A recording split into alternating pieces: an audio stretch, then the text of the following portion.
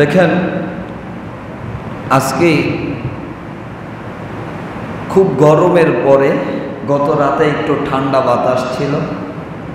আজকে কিছুটা গরম কম হলেও গরম কিন্তু ছেড়ে যায় নাই, থাকবে।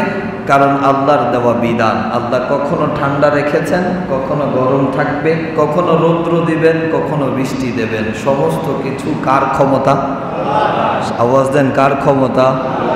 তো ঠিক আল্লাহ আমাদের হায়াত দিয়েছেন। কোরআনুল কারীমের মধ্যে রয়েছে, আল্লাহ রসুলকে প্রশ্ন করা হলো, ইয়াসআলুনাকা আনির রূহ, হে রসুল আপনাকে রূহ সম্পর্কে প্রশ্ন করা হবে, আপনি বলে দেন রূহটা হলো আমরে রব্বি, রবের হুকুম। রব যখন হুকুম দিয়েছে মানুষের শরীরের মধ্যে, বডির মধ্যে সেটা প্রবেশ করেছে, আবার রব যখন ডাক দিবে তখন সেটা বেরিয়ে যাবে। এজন্যই আমরা পড়ি ইন্না লিল্লাহি ওয়া ইন্না ইলাইহি রাজিউন। ইন্না, নিশ্চয়ই, লিল্লাহ, এই যে রূহটা এসেছিল এটা কার পক্ষ থেকে এসেছিল? ওয়া ইন্না ইলাইহি রাজিউন। আর এই রূহটা নিশ্চয়ই আবার আল্লাহর নিকটই প্রত্যাবর্তন করবে। করি সুবহানাল্লাহ। তো আজকে আমার আলোচ্য বিষয় হলো জানাজার নামাজ। সবচেয়ে মজার বিষয় এবং শুকর আদায় করার বিষয় হলো, অন্য কোনো ধর্মের মধ্যে কোনো মৃত ব্যক্তিকে এতটা সম্মান দেওয়া হয় না যতটা সম্মান দেওয়া হয় মুসলমানদেরকে, জীবিত হোক আর মৃত হোক। এজন্য ওই মাইয়েতকে সম্মান দিয়ে সবাই দাঁড়িয়ে যায়, ঠিক না? শুধু তাই না, কোনো ধর্মের মধ্যে মৃতকে এভাবে সাজসজ্জার সাথে এত সুন্দর করে গোসল দেওয়া থেকে শুরু করে এতটা পরিপাটি করে পাঠানো হয় না। যেহেতু আমরা পাঠাচ্ছি কার কাছে? আওয়াজ দেন, কার কাছে? মাইয়েতের রূহ তো চলে গেছে, অথচ মাইয়েতের বডিটাকেও আমরা সুন্দরভাবে গুছিয়ে দিচ্ছি। এই যে এত সুন্দর আপ্যায়ন তার জন্য, এটা অন্য কোনো ধর্মের কাছে ছিল না, বরঞ্চ আমাদের আপনার নবী মুহাম্মদ সাল্লাল্লাহু আলাইহি ওয়াসাল্লাম আমাদের সম্মান বোঝানোর জন্য এবং আমাদেরকে সম্মান দেওয়ার জন্য এই বিধিবিধান, এই সুন্নতের তরিকা রেখে গেছেন। সুবহানাল্লাহ বলেন। পৃথিবীতে সর্বপ্রথম জানাজার নামাজ হয়েছিল আদম আলাইহিস সালামের। প্রথম জানাজা কার হয়েছে? আদম আলাইহিস সালামের। তো আদমের আগেও তো আরো একজন মারা গেছে, তিনি হযরতে হাবিল, আদম আলাইহিস সালামের সন্তান। তিনার কিন্তু কোনো জানাজা হয় নাই। কাবিল হাবিলকে হত্যা করলো, রাস্তায় রাস্তায় ঘুরতে থাকলো, কি করবে, কিভাবে ঘরে যাবে। কোরআনুল কারীমের মধ্যে এই ঘটনা এসেছে, লম্বা ইতিহাস, ওইদিকে আমি যাব না। তো হাবিলের কোনো জানাজা সংগঠিত হয় নাই, তবে পৃথিবীতে প্রথম জানাজা সংগঠিত হয়েছে হযরতে আদম আলাইহিস সালামের। হযরতে আদম আলাইহিস সালামের যখন বয়স হলো 940 বছর। কত বছর? 940 বছর বয়স হওয়ার পরে হযরতে আদম সফিউল্লাহর কাছে আজরাইল চলে আসলো। আজরাইল আসার সাথে সাথে আমাদের কাছে আজরাইল আসা আর নবীদের কাছে আজরাইল যাওয়া এক রকম নয়। হযরতে আদম সফিউল্লাহ মৃত্যুর উপস্থিতি দেখলেন, উপস্থিতি দেখার পরে আজরাইলকেও প্রশ্ন করে বসলেন, আজরাইল আমার তো আরো 60 বছর বাকি আছে। কত বছর? কেমনে জানলেন? কারণ আল্লাহ জানিয়ে দিয়েছেন রূহের জগতে আদম তোমার বয়স হবে 1000 বছর, এখন চলে মাত্র 940 বছর। ও আজরাইল আমার তো আরো 60 বছর বাকি আছে। আদম সফিউল্লাহ এই কথা শুনে আজরাইল বলে, আমি আল্লাহর হুকুম ছাড়া নড়িও না, চড়িও না, কোনো দিকে যাই না। আপনার কি স্মরণ নাই? আপনি ওই যে হাসরের ময়দানের আগেই যে ময়দানে প্রথম আল্লাহ সবাইকে রেখেছিল রূহের জগতে, ওই রূহের জগতে আপনি আপনার এক সন্তানকে কিছু হায়াত দিয়েছিলেন। রূহের জগতের মধ্যে সব রূহগুলো যখন একসাথে ছিল, আদম আলাইহিস সালাম একটা রূহকে পছন্দ করলো, সেটা ছিল দাউদ আলাইহিস সালাম। আদম আলাইহিস সালাম আল্লাহকে প্রশ্ন করেছিল, আল্লাহ এই রূহটা কার হবে? বলে এটা হবে দাউদের রূহ। আল্লাহ তার হায়াত কতটুকু দিলেন? বলে 40 বছর। আদম সফিউল্লাহ বলে আমাকে দিলেন 1000 বছর, আর আমার ওই সন্তানের মাত্র 40 বছর। আমার থেকে কিছু বছর তাকে দিয়ে দেন, তাকে 100 পূর্ণ করে দেন। ওই যে আদম সফিউল্লাহ 60 বছর দিয়ে দিয়েছিল, এটা আদম ভুলে গেছে। এজন্য বুখারীর হাদিসের মধ্যে রয়েছে নিসিয়ান মানে ভুলে যাওয়া। আদম সন্তানের অভ্যাসটা হলো নিসিয়ান, ভুলে যায়। এখন একটা বলে, আবার কিছুদিন গেলে সেটা ভুলে যায়। এটা বাবার কাছ থেকে পাওয়া ওয়ারিশ, অর্থাৎ আদম সফিউল্লাহ ভুলে গেছে। প্রথম তিনি ভুলে গিয়ে, আমরা তো আদম সফিউল্লাহর সন্তান, বাবার কাছ থেকে আমরা একটা শিক্ষা নিলাম যে আমরাও অনেক সময় অনেক কিছু ভুলে যাই। আদম সফিউল্লাহ সেই হায়াত দিয়েছিলেন। আদম আলাইহিস সালামকে যখন ইন্তেকাল হয়ে গেল, আদম সফিউল্লাহর ইন্তেকালের পরে তিনার আওলাদগণকে আদেশ দেওয়া হলো যে তাকে গোসল করাও, খুশবু লাগাও, আতর গোলাপ দাও। ফেরেশতারা সাহায্য করলেন ওই স্থানের মধ্যে, এবং আদম সফিউল্লাহর জানাজার নামাজ আদায় হলো। সেই জায়গা থেকেই জানাজার সূচনা ঘটেছে। তবে আমাদের মতো এই পদ্ধতিগত জানাজা তখনও শুরু হয় নাই। যেমন প্রথম কবর, আমাদের যেই পদ্ধতি দেওয়া কবর, এই কবর কিন্তু ওই যুগে শুরু হয় নাই। বরঞ্চ প্রথম কবর হাবিলকে হত্যা করার পরে কাবিল কোথায় রাখবে বোঝা যাচ্ছিল না, সে বুঝতে পারছিল না। এই জন্য দুইটা পাখি পাঠিয়ে আল্লাহ কাবিলকে শিক্ষা দিয়েছে। একটা পাখি আর একটা পাখিকে ঠুকুর দিতে দিতে মেরে ফেললো। এবার মারার পরে ওই পাখি পা দিয়ে আশ্রে আশ্রে কিছু জায়গা ফাঁকা করে মুখ দিয়ে আবার টেনে এনে এটাকে ফেলে দিয়ে আবার পা দিয়ে মাটি চাপা দিয়ে দিল। কাবিল চিন্তা করলো, হায় আফসুস, 3 দিন হয়ে গেল, কোথায় রাখবো হাবিলের লাশ, খুঁজে পাই না। আর একটা পাখি আমাকে শিখায়া দিল মাটির নিচে রাখলেই দুর্গন্ধ আসবে না। তো শুধুমাত্র আপনার পচা দেহ থেকে দুর্গন্ধ বাঁচানোর জন্যই মাটির নিচে আপনাকে এত সুন্দর করে রাখা হলো। তবে ওই কবরটাকেও আল্লাহ বিভিন্নভাবে রাখবেন, এটা সামনের আলোচনায় আসবে। তো প্রথম কবর শুধুমাত্র মাটি খনন করে রেখে দেওয়া, তারপরে এটাতে লাহাত কবর, সিন্দুক কবর, বিভিন্ন কবরের আলাদা আলাদা নিশানা এসেছে।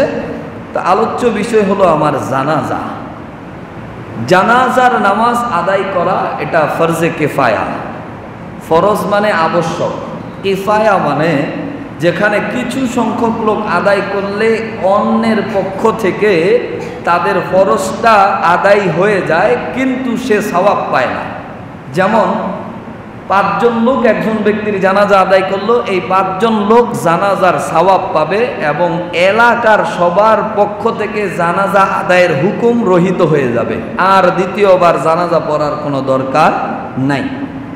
কিন্তু যদি একজন ব্যক্তিও আদায় না করে, তাহলে এলাকার সবাই গুনাহগার হবে, একজনও বাদ যাবে না। যদি বলেন যে তার ওয়ারিশ ছিল, তার ছেলে ছিল, তার সন্তান ছিল, হবে না। কারণ এটা মুসলমানের জন্য ফরজে কিফায়া করা হয়েছে। আপনি মুসলমান হিসেবে আরেক ব্যক্তির জানাজা যদি না হয়, তার জানাজার ব্যবস্থা করা আপনার জন্য ফরজ।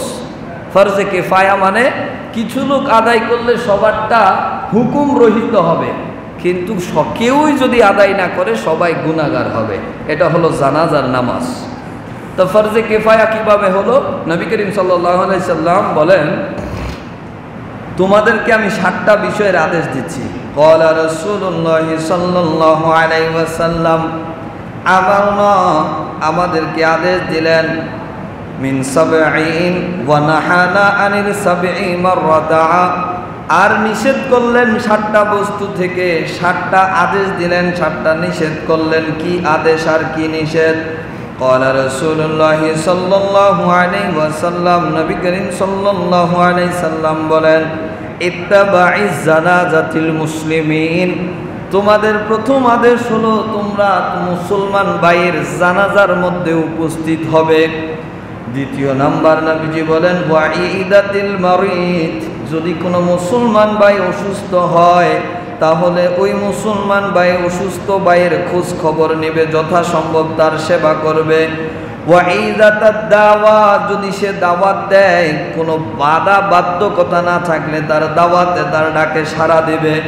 ওয়া নাসরিজ জালিমিন, আর যে ব্যক্তি মুসলিম, যাকে সবাই অত্যাচার করতেছে, তার পক্ষ হয়ে দাঁড়াবে, তাকে সাহায্য করবে।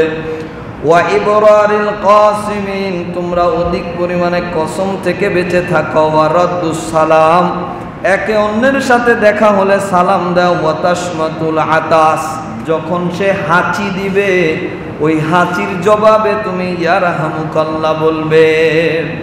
নবীজি 7টা আদেশ দিলেন। 7টা আদেশ তোমাদের প্রতি, রদ্দুস সালাম, একে অন্যকে সালাম দিবে, দেখা হলেই সালাম দিবে। আদেশ তোমাদের প্রতি ওয়া আতাসা, আতাস মানে হাঁচি দেওয়া। কেউ যখন হাঁচি দিবে, হাঁচির জবাবে তুমি ইয়ারহামুকাল্লাহ বলবে। আমরা সালামের জবাবকে যতটা গুরুত্ব দেই অথবা সালামকে গুরুত্ব দেই, হাঁচির জবাবকে গুরুত্ব দেই না। মনে রাখবেন, হাঁচির জবাব দেওয়াও ওয়াজিব। সালামের জবাব দেওয়া যেরকম ওয়াজিব, হাঁচি দাতা আলহামদুলিল্লাহ বললে তার জবাবে ইয়ারহামুকাল্লাহ বলা এটাও ওয়াজিব। যদি ছেড়ে দেন একটা ওয়াজিব তরকের গুনাহ হবে। বলে আমরা তো জানি না যে হাঁচি দিলে জবাব দিতে হয়। হ্যাঁ, নবী করিম সাল্লাল্লাহু আলাইহি সাল্লাম বলেন ইন্নাল্লাহা ইউহিব্বুল আতাস, নিশ্চয়ই আল্লাহ হাঁচিকে ভালোবাসেন। কেন? এই হাঁচিটা জান্নাত থেকে আসে। রোগ ব্যতীত যেই হাঁচি মানুষ দেয়, ওই হাঁচির দ্বারা তার শরীর থেকে 1 শতাধিক রোগ জীবাণু বেরিয়ে যায়। এর পাশাপাশি একটা হাঁচি দেওয়ার দরুন তাকে 1 ন্যানোসেকেন্ডের মতো সময় তার জান অর্থাৎ তার হৃৎপিণ্ড বন্ধ থাকে, নতুন করে তার জীবন শুরু হয়। এজন্য হাঁচি দিলে সব অলসতা, যার কাছে অলসতা আছে, ঝিমানি আছে, হাঁচি দিলে ওই অলসতা দূর হয়ে যায়। সুবহানাল্লাহ। কত বড় ডাক্তার আমাদের নবীজি, দেখছেন? এই সময় না, 1400 বছর আগেই নবীজি জানিয়েছেন। আর এখন ডাক্তাররা এই হাঁচি রিচার্জ করে অবাক যে এই তথ্য তো মুহাম্মদ সাল্লাল্লাহু আলাইহি সাল্লাম আরো 1400 বছর আগে দিয়ে গেছেন যে হাঁচির দ্বারা জীবাণু বাহির হয়। এজন্যই তো মাস্ক লাগাও, ঠিক কিনা? হাঁচির দ্বারা জীবাণু বের হয়, এটা নবীজি বলে দিয়েছেন। এজন্য হাঁচি যে দিবে তিনি বলবে আলহামদুলিল্লাহ।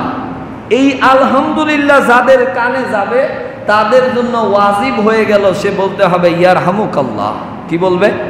বলেন না ইয়ারহামুকাল্লাহ। আমরা কিন্তু এই দোয়াটা জানি না, ছোট্ট দোয়া, একটা শব্দ, কিন্তু আমরা বলি না।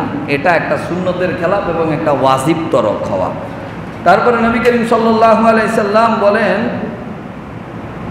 যে তুমি তার জানাজার মধ্যে উপস্থিত হবে।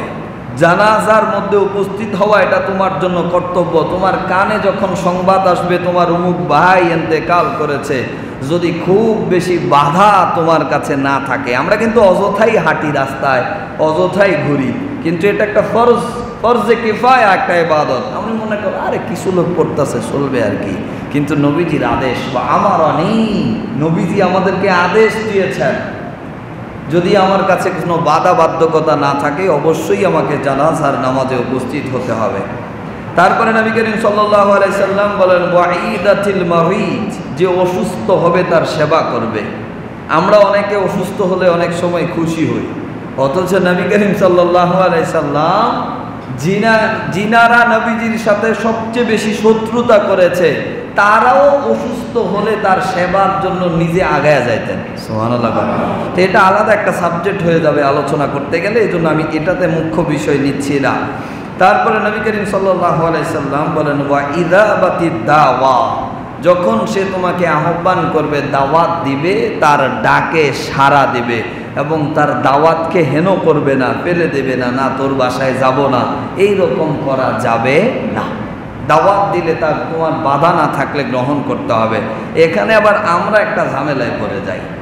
সপ্তাহে একদিন আসি, আলহামদুলিল্লাহ আপনাদের যথেষ্ট মহাব্বত আছে, কিন্তু সপ্তাহের এই মাঝখানে কেউ কোনো যোগাযোগও করেন নাই, কেউ কিছু বলেনও নাই। যেদিন জুমা পড়াইতে আসছি 3-4 জন দাঁড়ায় গেছেন, হুজুর আমার বাড়িতে দাওয়াত, হুজুর আমার বাড়িতে দাওয়াত।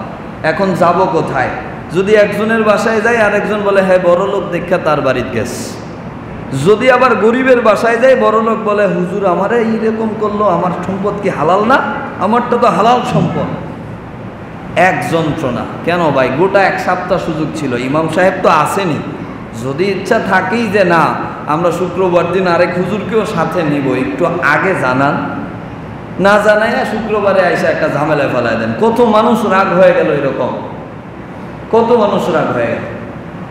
আল্লাহ রসুল বলেন ওয়াইদাবাতিদ দাওয়া, দাওয়াত যখন দিবে তোমাকে গ্রহণ করতে হবে যদি বাধা না থাকে। এখন বলেন যে আমাকে গত শুক্রবার বলে রাখছে যে হুজুর আমার বাসায় আসিয়ে, আপনি এই মাঝখানে এই শুক্রবারে অথবা আগের দিন বললেন হুজুর আমার বাসায় দাওয়াত, আমার দায়িত্ব কি? আগে যিনি বলেছে তারটা আগে যাওয়া, ঠিক কিনা? কিন্তু আপনি মন খারাপ করে বসে আছেন। হ্যাঁ, যদি এরকম হয় যিনি আগে দাওয়াত দিয়েছে তারটা ঘরোয়া পরিবেশ, ঘরে দাওয়াত, আপনারটা বাহিরে খুব বড় করে আয়োজন করেছেন, একটু দোয়া করে চলে আসলে হলো, তখন না হয় এটা সমাধান করা গেল যে না, আপনাকে মানিয়ে আপনার দোয়া করে ওই ঘরের ঘরোয়া দাওয়াতে চলে যাওয়া গেল। কিন্তু দুইজনেই মন খারাপ করে থাকে। আল্লাহ আমাদেরকে বুঝ দান করুক, আমিন বলেন।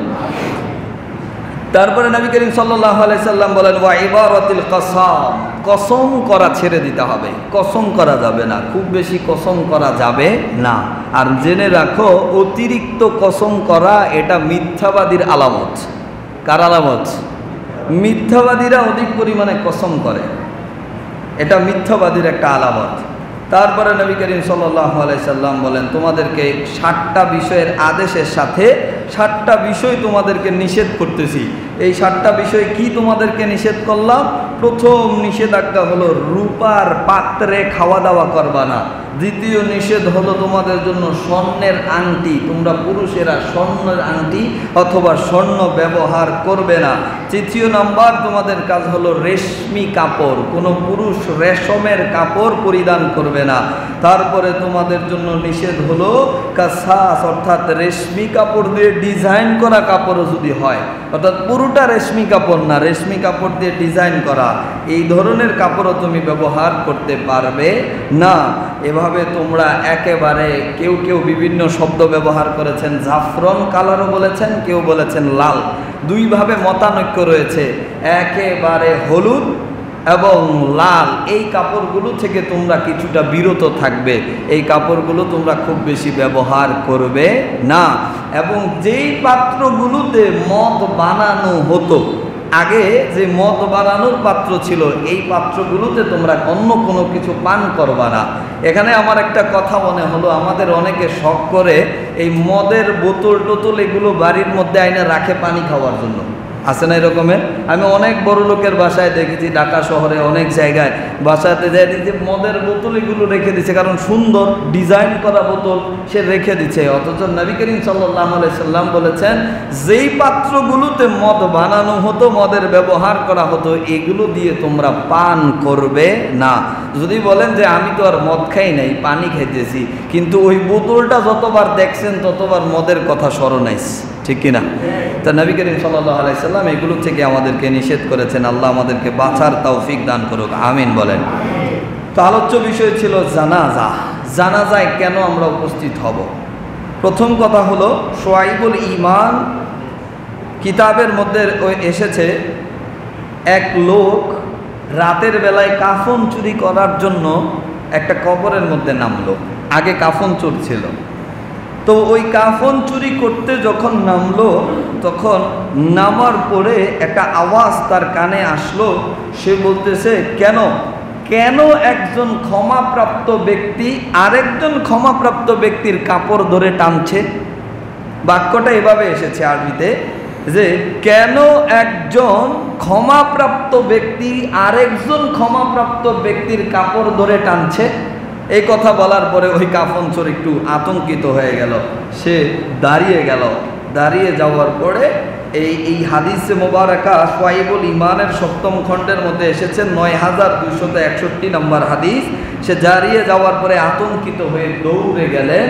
পরবর্তী দিন যখন আমিরুল মুমিনিনের কাছে এই হাদিস উপস্থাপনা করা হলো এই কাফন চোর সম্পর্কে, আমিরুল মুমিনিন ওমর ইবনুল খাত্তাব রাদিয়াল্লাহু তাআলা আনহু বলে, নিশ্চয়ই নবী করিম সাল্লাল্লাহু আলাইহি সাল্লাম বলেছেন, যখন 100 মুমিন কোনো ব্যক্তির জানাজায় উপস্থিত হয়, ওই ব্যক্তিরা ওই জানাজার, ইমানদার ব্যক্তির জানাজা আদায় করার দরুন আল্লাহ যার জানাজা পড়া হয়েছে এবং যারা পড়েছে তাদের সবাইকে ক্ষমা করে দেয়। ভালো করে খেয়াল করেন, একজন মুমিনের জানাজায় উপস্থিত হলে কি লাভ?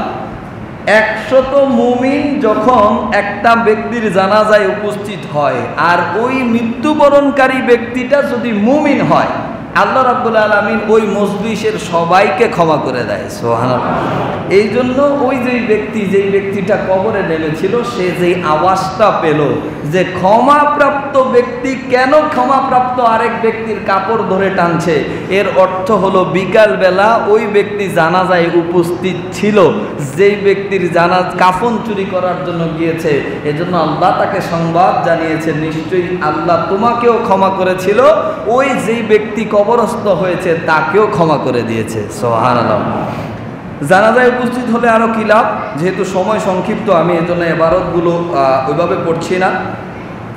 নবী করিম সাল্লাল্লাহু আলাইহি সাল্লাম বলেন, যে ব্যক্তি জানাজার নামাজে উপস্থিত হলো তাকে 1 কেরাত সওয়াব দেওয়া হবে। আর যে ব্যক্তি জানাজা থেকে শুরু করে জানাজার সামনে হাঁটা নিষেধ। এটা ভালো করে খেয়াল রাখবেন।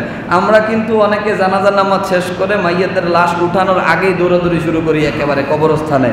যারা কবরে গিয়ে কোনো কিছু ব্যবস্থা গ্রহণ করবেন, এটা আপনার জরুরত, কিন্তু সবাই জানাজার সামনে হাঁটা এটা আল্লাহ রাসূল নিষেধ করেছেন। নবীজি বলেছেন অবশ্যই জানাজার লাশটা সামনে থাকবে। আপনি জানাজা পড়ার সময় তো মাইয়াতের লাশ সামনে থাকতে হবে, এমনিভাবে জানাজার সামনে যাওয়া যাবে না, এটা সামনে আসতেছে। তো নবী করিম সাল্লাল্লাহু আলাইহি সাল্লাম বলেন, যারা জানাজার সাথে সাথে কবরস্থান পর্যন্ত, দাফনের স্থান পর্যন্ত গেল, তাকে 2 কেরাত সওয়াব দেওয়া হবে। সুবহানাল্লাহ। তো সাহাবীরা প্রশ্ন করলো, ইয়া রাসূলুল্লাহ, তাহলে এই কেরাত মানে কি? কেরাত মানে এটা কতটুকু? নবী করিম সাল্লাল্লাহু আলাইহি সাল্লাম উহুদ পাহাড়টা প্রায় 7 কিলোমিটার অথবা 9 কিলোমিটার বলেছেন অনেকে। তো এই উহুদ পাহাড়ের দিকে দেখিয়ে বলেছেন 1 কেরাত মানে এই বড় পাহাড়টার সমান। সুবহানাল্লাহ। তাহলে জানাজায় উপস্থিত হলে সওয়াব কি কম না বেশি? লম্বা সওয়াব নবীজি দেখিয়েছেন যে জানাজায় উপস্থিত হওয়া মানে এই একেবারে পাহাড় পরিমাণ সওয়াব। সুবহানাল্লাহ বলেন।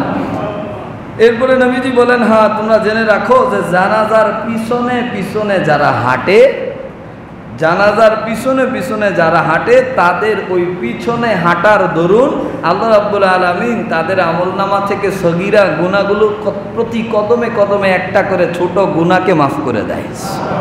তাহলে জানাজার সামনে গেলে কি আপনি এই সওয়াব পাইবেন? আপনাকে যেতে হবে খাটিয়ার পিছনে, কিন্তু আপনি খাটিয়ার রাইখা যারে নিয়ে যাবেন তারে রাইখা আগে চলে গেছেন, এরকম আগে যাওয়া যাবে না। তারপরে আসেন আরো অসংখ্য ফজিলতের কথা নবী করিম সাল্লাল্লাহু আলাইহি সাল্লাম বলেছেন, জান্নাতি ব্যক্তি যদি কেউ হয়, তো কে জান্নাতি কে জাহান্নামী সেটা তো আর আমরা জানি না। তা নবী করিম সাল্লাল্লাহু আলাইহি সাল্লাম বলেন, যখন কোনো জান্নাতি ব্যক্তি মৃত্যুবরণ করলো, ওই জান্নাতি ব্যক্তির জানাজায় যারা উপস্থিত হলো, আল্লাহ রাব্বুল আলামিন তাদেরকে কবরে শাস্তি দেওয়ার ব্যাপারে লজ্জাবোধ করেন, অর্থাৎ তাদেরকে আল্লাহ ক্ষমা করে দেন। সুবহানাল্লাহ। তাহলে একজন ভালো মানুষ মৃত্যুবরণ করলে আমাদের উচিত খুব আগ্রহ নিয়ে তার জানাজায় উপস্থিত হওয়া। এর আরেকটা কারণ কি, নবী করিম সাল্লাল্লাহু আলাইহি সাল্লাম একটা জানাজার মধ্যে গিয়ে এভাবে আঙ্গুল দিয়ে হাঁটতেছেন, বৃদ্ধাঙ্গুলের মধ্যে ভর করে করে। তো নবী করিম সাল্লাল্লাহু আলাইহি সাল্লামকে সাহাবীরা প্রশ্ন করলো, ইয়া রাসূলুল্লাহ, আপনি এভাবে কেন হাঁটছেন, এভাবে আঙ্গুল দিয়ে হাঁটতেছেন? নবী করিম সাল্লাল্লাহু আলাইহি সাল্লাম বলেন, আমি যা দেখি তোমরা তা দেখো না। নিশ্চয়ই তার জানাজা আদায় করার জন্য আকাশ থেকে হাজারো ফেরেশতা অবতীর্ণ হয়েছে। তাহলে বোঝা গেল একজন জান্নাতি ব্যক্তির জানাজার মধ্যে ফেরেশতারা আগমন করেন, এটা নবীজির হাদিস। তো কে জান্নাতি কে জাহান্নামী সেটা তো আমরা জানি না। এজন্য নেককার ব্যক্তির জানাজায় উপস্থিত হবেন, তাহলে আপনি ক্ষমা প্রাপ্ত হবেন। সুবহানাল্লাহ। এই জানাজার নামাজের নিয়ম কি, জানাজার নামাজ কিভাবে পড়ব, এটা তো নতুন করে বলার কোনো দরকার ছিল না, কারণ আমরা সবাই জানি।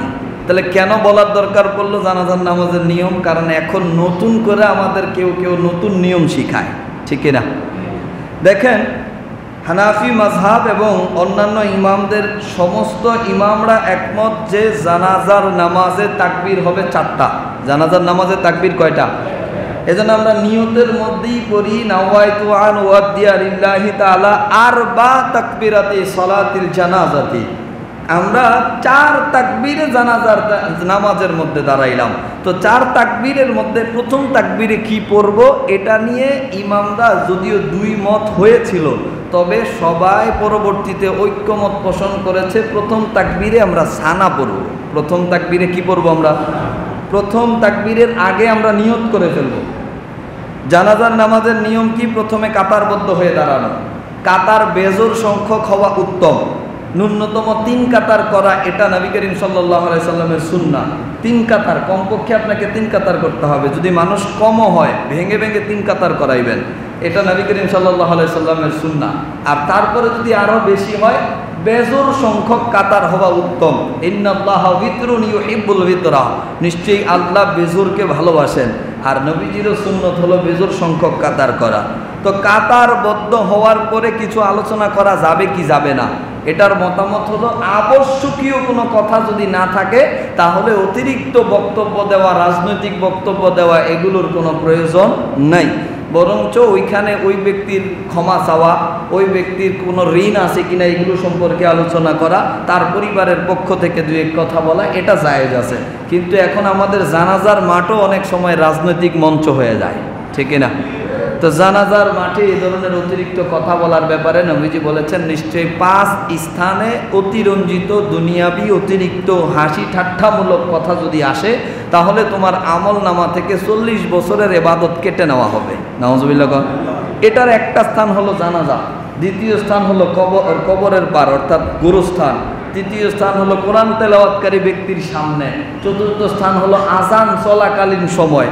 তো আমরা কিন্তু আগে আজান চলাকালীন সময় খুব সতর্ক ছিলাম, বাড়িতে মুরব্বীরা হোক ছোটরা হোক যদি টিভিও দেখতো আজান দিতেছে বন্ধ কর বন্ধ কর, কিন্তু এখন আমরা এতই অলস হয়েছি, কি এর আজান, আজান মুয়াজ্জিনের কাম মুয়াজ্জিনে করে, আয় কি কইতেছস ক, কথা কয় না, বুঝেন নাই আমার কথা?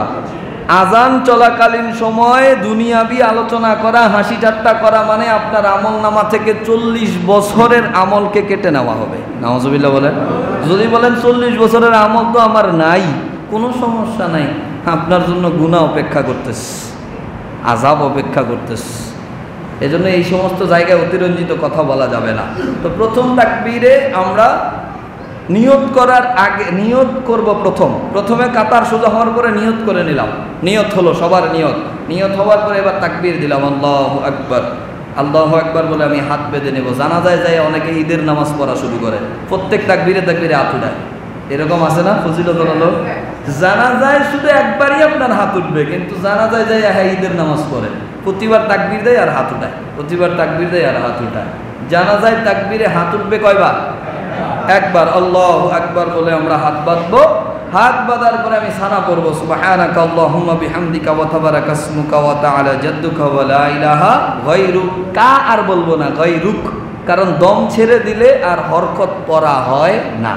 যেমন আমি অনেক সময় সূরা পড়ি আলহামদুলিল্লাহি রাব্বিল আলামিন, ছেড়ে দিয়েছি, কিন্তু যদি একসাথে পড়ে যাই আলহামদুলিল্লাহি রাব্বিল আলামিন না পড়তে হবে, কারণ ওই জায়গাতে একটা জবর আছে, কথা বুঝেন নাই? তো দম ছেড়ে দিলে হরকত পড়া হয় না, এই জন্য গায়রুক কা পড়বো না, গায়রুক শেষ, এই পর্যন্তই। তাহলে সানা পড়লাম, সানা পড়ার পরে তাকবীর, দ্বিতীয় তাকবীর আল্লাহু আকবার। কি পড়বো এখন আমরা? দুরূদ শরীফ আদায় করব। যে দুরূদ আমরা নামাজে আদায় করি ওই দুরূদই পড়ব। তবে ফতোয়ায়ে শামী এবং অন্যান্য ফতোয়ার কিতাবে এসেছে দুরূদের মধ্যে একটা শব্দ আপনি বর্ধিত করা আপনার জন্য উত্তম হবে, সেটা হলো কামা সাল্লাইতা ওয়া সাল্লামতা। কামা সাল্লাইতা ওয়া সাল্লামতা, এর এমনি আমরা শুধু পড়ে যাই কামা সাল্লাইতা আলা ইব্রাহিম। বলে এটা কেন বাড়াইলেন? এটা বাড়ানোর অর্থ আমি মন গড়া বাড়াই নাই। আল্লাহর কোরআন বলতেছে সাল্লু আলাইহি ওয়া সাল্লিমু তাসলিমা, নবীর উপরে দুরূদও পড়ো সালামও দাও, কিন্তু দুরূদে ইব্রাহিমের মধ্যে কোনো সালাম নাই। তাহলে নামাজে কেন পড়লাম? নামাজে এই জন্য পড়ি কারণ নামাজে আমরা তাশাহুদের মধ্যে আগে সালাম দেই, ঠিক কিনা? আসসালামু আলাইকা আইয়ুহান নাবিয়্যু। তাহলে জানাজার ক্ষেত্রে বলে যদি কেউ জানাজার নিয়ত মুখে পড়ে তাহলে ওই জায়গার মধ্যে আছে সালাম, তাহলে দুরুদের মধ্যে সালাম না বললেও সমস্যা নাই। যদি কেউ নিয়ত মুখে না পড়ে তাহলে সালামের মধ্যে কামা সাল্লাইতা ওয়া সাল্লামতা পড়া উত্তম হবে। যদি ওইটা নাও পড়ে জানাজার দুরুদ আদায় হয়ে যাবে, জানাজার দুরুদ আদায় হয়ে যাবে। এরপরে আমরা কি করব? তৃতীয় তাকবীর দেব। তৃতীয় তাকবীরের মধ্যে আমরা দোয়া করব। দোয়াটা ভালো করে খেয়াল করেন, আল্লাহুম্মা গফিরলি হাইয়িনা ওয়া মাইয়িতিনা, আল্লাহ ক্ষমা করে দেন জীবিতদেরকে মৃতদেরকে। তাহলে এখানে জীবিতর কথাও আছে মৃতর কথাও আছে, ঠিক কিনা? তারপরে কি বলতেছি? ওয়া শাহিদিনা ওয়া গায়বিনা, শাহিদ মানে যারা উপস্থিত তাদেরকেও মাফ করে দেন, গায়েব মানে যারা অনুপস্থিত তাদেরকেও মাফ করে দেন, ওয়া সাগীরিনা ওয়া কাবীরিনা, যারা ছোট তাদেরকেও মাফ করে দেন, যারা বড় তাদেরকেও মাফ করে দেন। তারপরে আমরা বলতেছি ওয়া যাকারিনা ওয়া উনসা, আল্লাহ যারা পুরুষ আছে তাদেরকেও মাফ করেন, যারা নারী আছে তাদেরকেও মাফ করেন। তাহলে দোয়াটা সবার জন্য, ঠিক কিনা? দোয়াটা সবার জন্য। তারপরে আমরা কিন্তু বলতেছি আল্লাহুম্মা মান আহইয়াইতাহু মিন্না ফাআহহি আলাল ইসলাম, আল্লাহ জীবিত রাখলে আমাদেরকে ইসলামের উপরে রাখেন, আর যদি মৃত্যু দেন তাহলে আমাদেরকে ইসলামের উপরেই মৃত্যু দেন। সুবহানাল্লাহ। তো এই দোয়াটা সবার জন্য আম। এই দোয়া করার পরে আমরা চতুর্থ তাকবীর দেব, সালাম ফিরাবো। চতুর্থ তাকবীরের সাথে সাথেই সালাম ফিরানো, চতুর্থ তাকবীরের সাথে সাথেই সালাম ফিরানো। এবার একটা ঘোষণা এই জায়গার মধ্যে, অনেকে সালাম ফিরাইয়া হাত খুলবে না হাত খুইলা সালাম ফিরাবে, এটা নিয়ে টেনশন আছে না নাই? আবার অনেকে এক সালাম এক হাত, আরেক সালাম আরেক হাত, এরকমও করে, ঠিক না? তো দেখেন, সালাম একটা ফিরানোর সাথে সাথে আপনি নামাজ থেকে বের হয়ে গেছেন। সালাম ফিরানো মানে নামাজ থেকে বের হওয়া, নামাজ থেকে বের হয়ে যাওয়া। তো এক সালামের সাথে আপনি দুই হাত ছেড়ে দিতে পারবেন, কোনো সমস্যা নাই। ওই এক সালাম দিলে এক হাত ছাড়তে হবে, আরেক সালাম দিলে আরেক হাত ছাড়তে হবে, এইরকম কোনো কথা নয়। তাহলে এটা ছিল আমাদের ধারাবাহিক জানাজা। তো নতুন কি আসলো? নতুন আমাদের কাছে নিয়ম আসলো, অনেকে আমাদেরকে বলতেছে জানাজার নামাজে সূরা ফাতিহা পড়তে হবে। তো জানাজার নামাজে সূরা ফাতিহার ব্যাপারে হাদিস শরীফের মধ্যে কয়েকটা হাদিস আছে। তো ওই হাদিসগুলোর মধ্যে এসেছে নবী করিম সাল্লাল্লাহু আলাইহি সাল্লাম জানাজার প্রারম্ভে, মানে জানাজার শুরুতে, জানাজার প্রথম তাকবীরে নবীজি সূরা ফাতিহা পড়েছেন, এরকম আসে নাই।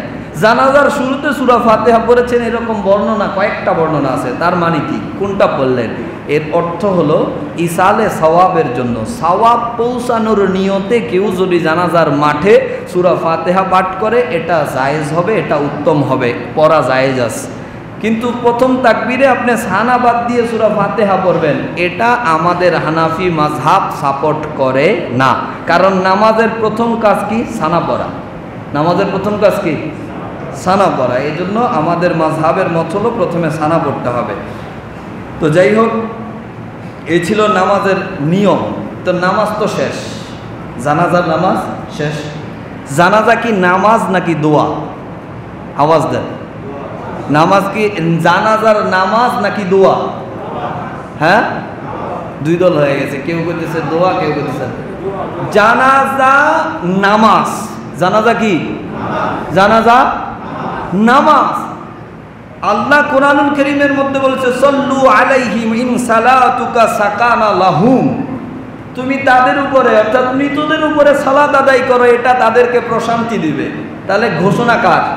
তাহলে আল্লাহ বললেন এটা নামাজ। নবী করিম সাল্লাল্লাহু আলাইহি সাল্লাম কি বলেন? সাল্লু আলা কুল্লু বাররিন ওয়া ফাজরিন সাল্লু আলা সাহিবিকুম, তোমরা পাপী হোক আর নেককার হোক তোমাদের বন্ধুর উপরে সালাত আদায় করো। তাহলে নামাজ পড়ার কথা নবীজি ঘোষণা দিয়েছেন। আল্লাহ বললেন জানাজা নামাজ, নবীজিও বললেন সাল্লু আলা সাহিবিকুম, তোমার ভাইয়ের উপরে জানাজা পড়ো। নবীও বললেন জানাজা নামাজ। কিন্তু আমাদেরকে একজন জানাজার নামাজে দাঁড়ায় বলতেছে জানাজাই দোয়া। এখন সে কি আমার বিরোধিতা করলো না আল্লাহর রাসূলের বিরোধিতা করলো? পারলে আপনি এটা এক জায়গায় দেখান, লিখে রাখেন। যদি কেউ এটা দেখাইতে পারে যে নবীজি অথবা আল্লাহ কোনো জায়গায় বলেছে জানাজাই দোয়া, তাহলে আমরাও মেনে নেব, কারণ আমরা তো ইসলামের বাইরে না, ঠিক কিনা? কিন্তু আল্লাহ এবং তার রসুল বলতেছেন জানাজা সালাত। এবার শুধু আল্লাহ রসুল বলেছে কি তাই না? পৃথিবীতে যত হাদিসের কিতাব আছে, পৃথিবীতে যত মূল কিতাব আছে, সবাই তো এই কথা স্বীকার করলেন না, শুধু অধ্যায় লিখেছে জানাজার নামাজ, জানাজার নামাজ। কেউ কি লিখেছে জানাজা দোয়া? ইমাম বুখারী সলাতুল জানাজা, ইমাম মুসলিম সলাতুল জানাজা, ইমাম তিরমিজি সলাতুল জানাজা, ইমাম ইবনে মাজাহ বাবু সলাতুল জানাজা, ইমাম আপনার দারকুতনি, ইমাম মাহিউস সুন্নাহ, ইমাম বাগাবী রাহিমাহুল্লাহ থেকে শুরু করে যত হাদিসের কিতাব, কোনো একটা অধ্যায় যদি দেখাইতে পারে যে জানাজা দোয়া। জানাজার উদ্দেশ্য মৃত ব্যক্তির জন্য দোয়া করা, কিন্তু জানাজা নামাজ, ঠিক কিনা? আচ্ছা, দোয়া করার জন্য কি ওযু করা লাগে? জানাজা কি ওযু ছাড়া পড়া যাবে? দোয়া করার জন্য কি কিবলার দিকে ঘুরতে হয়? জানাজা কি উত্তর দিকে ফিরে পড়লে হবে? দোয়া করার জন্য কি হাত উঠায় তাকবীর দিতে হয়? জানাজা কি তাকবীর না দিলে হবে? তারপর 4 তাকবীরে 4 বার দোয়া করা লাগে, হ্যাঁ?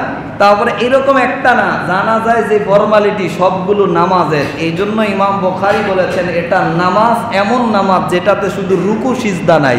কেন? কারণ সিজদা হবে শুধুমাত্র কার জন্য? এই জন্য নাই। কিন্তু আপনি দলিল দিলেন কি, দেখছেন না রুকু সিজদা নাই, এটা কেমনে আবার নামাজ হয়? এটা দোয়া। জানাজার উদ্দেশ্য দোয়া, কিন্তু জানাজা নামাজ। জানাজা কি? একটু সময় চলে যাবে, কিন্তু কথাটা না ভেঙে দিলে আবার আপনাকে এলাকায় বিশৃঙ্খলা হয়ে যাবে। কারণ এটা নিয়ে আমি আবার 2-3 সপ্তাহ যাবতই শুনতেছি, আমি বলতেছি না ইচ্ছা করে, কারণ আমি চাই না কোনো বিশৃঙ্খলা। আমি চাচ্ছিলাম সমাধান, এখনও সমাধান চাই, কিন্তু সময় একটু বেশি হয়ে গেছে। আপনারা ধৈর্য হারায়েন না, আমি 2-5 মিনিটের মধ্যে জিনিসটা একটু খোলাসা করে দিচ্ছি। তাহলে আল্লাহর ঘোষণা জানাজা নামাজ, নবীজির ঘোষণা জানাজা নামাজ। এই জন্য নামাজের মতো করে আমাদের অনেক কিছু ওই জানাজার মাঠে করতে হয়। এবার ওই নামাজের পরে দোয়া করা যাবে কি যাবে না, এটা নিয়ে লাগছে মারামারি। কথা বুঝেন নাই? নামাজ তো সালাম ফিরানোর সাথে আমার নামাজের মূল কাজ শেষ। সালাম ফিরানোর সাথে আমার নামাজের মূল কাজ শেষ। এখন যদি কেউ বলে আমি নামাজ পড়ি না, অথবা নামাজে আমি যেতে পারছি না, অথবা নামাজ পড়বো না, একে আমি কাফের বলতে পারছি না। কিন্তু যদি বলে নামাজ নাই, তাহলে তাকে কি বলা যাবে? কথা বলেন, কি বলা যাবে? আপনি যদি বলেন যে আমি রোজা রাখি নাই, আপনার আমি কাফের বলতে পারবো? আপনি রোজা রাখেন না, আপনাকে কাফের বলতে পারবো? আপনি যদি বলেন ও রোজাই নাই, এখন আপনাকে কি বলা যাবে? কারণ আপনি অস্বীকার করেছেন। কারণ কি? আপনি হজ করেন না, হজে যান না, কিন্তু যদি বলে হজ করে খালি টাকা নষ্ট, আপনাকে কাফের বলা যাবে, কারণ আপনি হজকে অস্বীকার করেছেন। ঠিক কিনা? এখন দোয়া এটা ইবাদত, স্বতন্ত্র ইবাদত। লাইসা শাইউন আকরাম আলাল্লাহি মিনাদ দুআ, লা ইউরাদ্দুল খাযা ইল্লা বিদ-দুআ, না দুআ হুয়া ইবাদাতুন, আর দুআ মুখুল ইবাদা। আর নবীজির ঘোষণা ইজা সাল্লাইতুম আলাল জানাজা ফাখলিসু লাহুদ দুআ। অন্য হাদিসের মধ্যে রয়েছে ইজা সাল্লাইতুম আলাল মাইয়িত, ইজা সাল্লাইতুম আলাল মাইয়িত। দেখেন এখানেও নামাজ, যখন মৃত্যুর উপরে নামাজ আদায় করা হলো, ইজা মানে যখন, সাল্লাইতুম মানে নামাজ, আলাল মাইয়িত মৃত্যুর উপরে যখন নামাজ আদায় করলা, ফাখলিসু খালেস ভাবে, আমরা খাস কই না, খাস ভাবে লাহুদ দোয়া, তার জন্য দোয়া করো। ঘোষণা দিয়েছে নবীজি। ঠিক কিনা? একটা হাদিসের কিতাব না, অসংখ্য হাদিসের কিতাব আমার কাছে জমা আছে। সিয়াসিত্তার হাদিসের কিতাব আবু দাউদ ইবনে মাজাতেও আছে। নবীজি বলতেছে জানাজা শেষ করলে মৃত্যুর জন্য খাসভাবে দোয়া করো, কারণ জানাজার ভিতরে দোয়া করছি সবার জন্য। ঠিক কিনা? সবার জন্য দোয়া করি নাই? হাইয়েনা মাইয়েতেনা শাহেদিনা গায়েবিনা সাগিরিনা কাবিরিনা, সবার জন্য দোয়া করি নাই? তো মৃত আমার কাছে চাই কি? একজন মৃত ব্যক্তি মৃত্যুর পরে তার দরকারটা কি? শুধু দোয়া নাকি? আর কিছু দরকার আছে? তো আমার বাবা মারা গেছে, আমার একটা আবেগ আছে না যে ভাই আমার বাবার জন্য একটু দোয়া করেন। আপনি কি করলেন? জানাজার সালামটা হে দর লয়ে যা, জানাজার পরে দেরি করুন যাবো না। কয় কি? কয় যে আল্লাহর রসুল বলছে মৃত্যুর ব্যাপারে, দাফনের ব্যাপারে তাড়াহুড়া করো, দেরি করা যাবে না। একজন মানুষ মৃত্যুবরণ করলো সকাল 10টায়, তার জানাজা দিলেন বিকাল 4টায়, এতক্ষণ আপনার দেরি হইল না? জানাজার নামাজের পরে শুধু বলবো যে আল্লাহ তারে মাফ করে দাও, আল্লাহ তার কবরের আযাবগুলো মাফ করে দাও, আল্লাহ তার জন্য সওয়াল জবাবটা সহজ করে দাও, আল্লাহ তার কবরটাকে নূরে মুনাওয়ার করে দাও। মৃত্যুর জন্য খাসভাবে একটু দোয়া করব, আপনার সময় হইতেছে না, বলতেছেন তাড়াতাড়ি কর তাড়াতাড়ি কর। এটা আসলে এক ধরনের মুনাফিকি। ঠিক না? এখন আপনি দাবি করতেছেন যে জানাজার পরে দোয়া নাই, তাহলে যদি বলেন নাই, তাহলে ওই যে নামাজ নাইয়ের কাতারে চলে গেলেন। আর যদি বলেন আছে আমি করি না, তাহলে আপনার সাথে আমার কোনো কথা নাই, কারণ আপনারা তো জোর করে করাইতে পারমু। যদি নাই বলেন তাহলে আমাদের কথা আছে। জানাজার পরে দোয়া আছে না নাই? একটা দোয়া না, অসংখ্য দলিল আমার কাছে আছে, যদি দরকার হয় নিতে পারবেন। এবং আমরা কয়েকজনে একটা কিতাবও লিখেছিলাম হাদিসের আলোকে জানাজার পরে দোয়া। একটা হাদিস না, এখানে অসংখ্য হাদিসও লেখা আছে। এটা ছিল আমাদের সমাজে, কোনো ঝামেলা ছিল না, দাঙ্গা হাঙ্গামা ছিল না, একটু দোয়াই তো করবো। এইখানে নতুন করে কয় বেদাত বেদাত। আল্লাহ হেফাজত করুক, আমিন কর। অসংখ্য দলিল দিতে পারতাম, যেহেতু সময় হয়ে গেছে দিচ্ছি না। তবে একটা দলিল মনে রাখবেন, যারা জানাজার পরে দোয়া মানে না তাদের কিতাব ফতুয়ায়ে দেওবন্দ মাদ্রাসা আছে না ভারতের, ভারতের দেওবন্দ মাদ্রাসার ফতুয়া, এই কিতাব আমি ডাউনলোড করলাম অনলাইন থেকে। এই ফতুয়ার কিতাবের মধ্যে রয়েছে জানাজাকে বাদ কাতার কো ছোড়কার, অর্থাৎ জানাজা পড়ার পরে কাতার ভেঙে, কাতার দাঁড়িয়ে না থেকে কাতার ভেঙে যদি মৃত ব্যক্তির জন্য দোয়া করা হয় জায়েজ, এটা জায়েজ। তাহলে তাদের বাবারা স্বীকার করেছে জায়েজ, যদি ছেলে আইসা বলে না জায়েজ, তাহলে সে তো বাপেরই মানে না, আমারে মানবো কি? কথা বুঝেন নাই? এদের কিতাব ফতোয়া দেওবন্দ ৫ম খণ্ড এসেছে, তারা বলেছে জানাজার নামাজের পরে কাতার ভেঙে দোয়া করা জায়েজ। শুধু ফতোয়া এই কিতাব না, ফতোয়ায় হাফতে মাসাইল রয়েছে, যেটা তাদের আশরাফ আলী থানবী সাহেবের পীর সাহেব হাজী এমদাদুল্লাহ মাহাজরে মক্কি রাহিমাহুল্লাহ, আশরাফ আলী থানবী তাদের বাবা, তাদের বাবারও বাবা, তার নাম হলো কি হাজী এমদাদুল্লাহ মাহাজরে মক্কি রাহিমাহুল্লাহ, তিনিও বলেছেন জানাজার নামাজের পরে দোয়া করা জায়েজ, যদি কেউ আবশ্যক মনে না করে আর কাতারবদ্ধ না থাকে। তো কাতার কেন না থাকে? কারণ হলো কাতারে থাকলে মনে হবে যে সে এখনো জানাজায় আছে, এখনো জানাজায় আছে, এই জন্য কাতার ভেঙে। তো আমরা কি জানাজার কাতারে দাঁড়ায় দোয়া করি না কাতার ভেঙে দোয়া করি? তাহলে তাদের দাদার মতেও এটা জায়েজ, বাবার মতেও জায়েজ, দাদার মতেও জায়েজ। এখন নাতি আয়া কয় এটা না জায়েজ। তা তুমি যখন বাপ দাদাই মানো না, আমার কথা মানবা কেমনে? কথা বুঝেন নাই? তারপরে যদি দলিল লাগে, অসংখ্য দলিল আছে, আমি ঝামেলা চাচ্ছি না। আপনারা কেউ এটা নিয়ে রাস্তাঘাটে যাইয়া আল্লাহর রাস্তে এটা নিয়ে পারাপারি নাচানাকি করবেন না। যদি ওনারা চায় যে না আপনার হুজুর আইসা বসুক, বলুক, আমাদের দেখাক, তাইলে দেখানোর জন্য আমি রেডি আছি, দেখানোর জন্য আমি রেডি আছি। কিন্তু আপনারা যদি রাস্তাঘাটে যায় মারামারি করেন, এটার জন্য আপনাদের পায়ে ধরে মাফ চাই। এই ফিতনা করবেন না। ফিতনা এটা খুব খারাপ কাজ, ফিতনা এটা খুব খারাপ কাজ।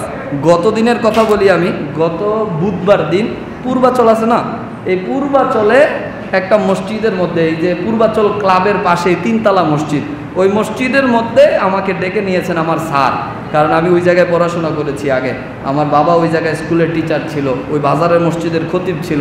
কেন? কারণ জানাজার পরে হুজুর বলছে জানাজাই দোয়া, আর কোনো দোয়া লাগে না। তো তার বাবা মারা গেছে, তার মনে একটা আঘাত লাগছে যে সারা জীবন সবার লেগে দোয়া করলাম, আজকে আমার বাবা মারা গেছে, বাবার লেগে দোয়া করে না। কথা বুঝেন নাই? তো যাওয়ার পরে প্রথম সে দেখছে ছোটো মোটো একটা মানুষ, কি আর কইব। তো আমি বললাম জানাজাকে দোয়া বলা যাবে না, বুঝাইলাম। বুঝানোর পরে আমি শুধুমাত্র ব্যাগ থেকে আবু দাউদ শরীফ, মেশকাত শরীফ আর এই ছোট্ট বইটা বাইর করছি। আবু দাউদ শরীফটা খোলার সাথে সাথে সে আমারে বলতেছে, কই যে আমার সকাল থেকে প্রচুর দাঁত ব্যথা, সকাল থেকে আমার প্রচুর দাঁত ব্যথা, কথা বলতে কষ্ট হচ্ছে। তো আসলে দোয়া করা যাবে, তবে আবশ্যক না। দোয়া করা যাবে, তবে কি না, সেম কথাটা লিখে রাখেন, যেখানেই বসবো আমরা শেষে সে স্বীকার করতে বাধ্য হবে দোয়া করা জায়েজ, কিন্তু পরে কী করবো আপনারা, আবশ্যক না। তো এরকম তো সুন্নত বাদ দিয়ে দিলেন, সুন্নত না পড়লে কিছু হয় না, টুপি মাথায় না দিলে কিছু হয় না, ওটা করা যায় কিন্তু না করলে কিছু হয় না, এরকম করতে করতে তো সব ইবাদত শেষ।